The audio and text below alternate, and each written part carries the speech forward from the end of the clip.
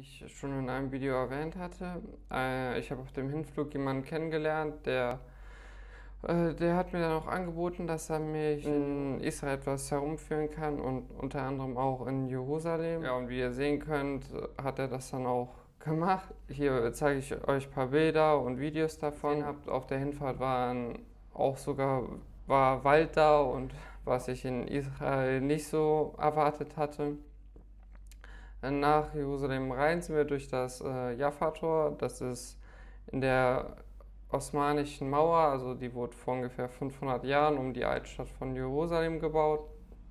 Ja, all diese Informationen hat mir mein Tourguide in Anführungszeichen gegeben. Der hat seine Sache echt gut gemacht. Danke. Ja, er hat mir auch eine Kirche gezeigt, die von mehreren Denominationen genutzt wird, aber es war gerade ein katholischer Gottesdienst in dieser Kirche. Ja, wir sind noch durch das muslimische Viertel gegangen, wo aufdringliche Händler waren, wie man auch in dem Video sehen kann. An den schmalen Straßen kann man erkennen, dass Jerusalem eine sehr alte Stadt ist. Da hat man noch nicht an Autos gedacht oder also, das war noch ziemlich weit entfernt, und ja, dadurch hat Jerusalem auch sehr viel Kultur und sehr viele verschiedene Kulturen, weil da sehr viele unterschiedliche Menschen gelebt haben.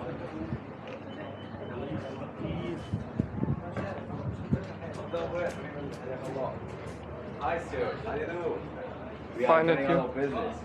5 shillings a piece. I give you my card and can you come back? Then you get So, my card. thank you. You don't choose my name.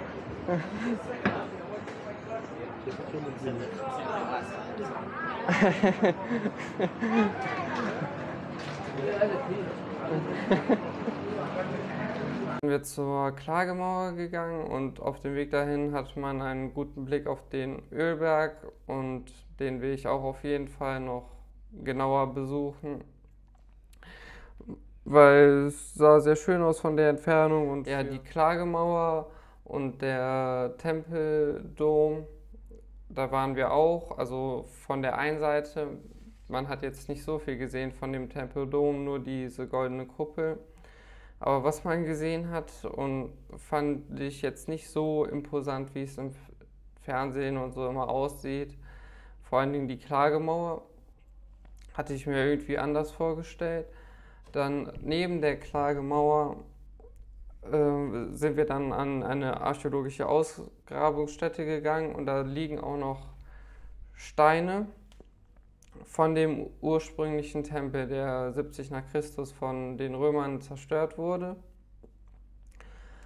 Und was nicht jeder weiß, die Klagemauer ist nicht von dem ursprünglichen Tempel. Wurde nachher darum herum gebaut, aber nichts von dem ursprünglichen Tempel ist stehen geblieben, so wie Jesus es auch angekündigt hatte. Und was krass ist, es wurden jetzt Steine gefunden vom ursprünglichen Tempel. Der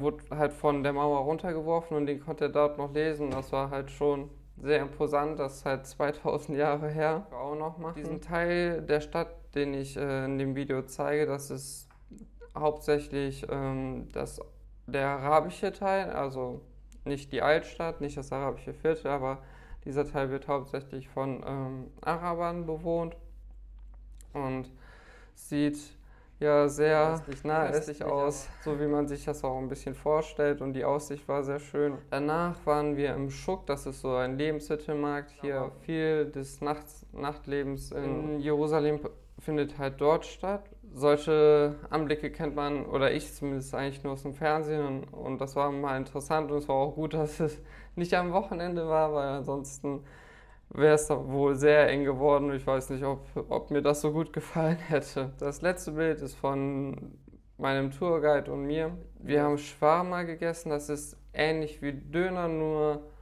weniger Salat, und das Fleisch ist noch fettiger. Also ja, schmeckt ähnlich zum Döner, schmeckt sehr gut. Und ja, ich will Jerusalem auf jeden Fall nochmal besuchen.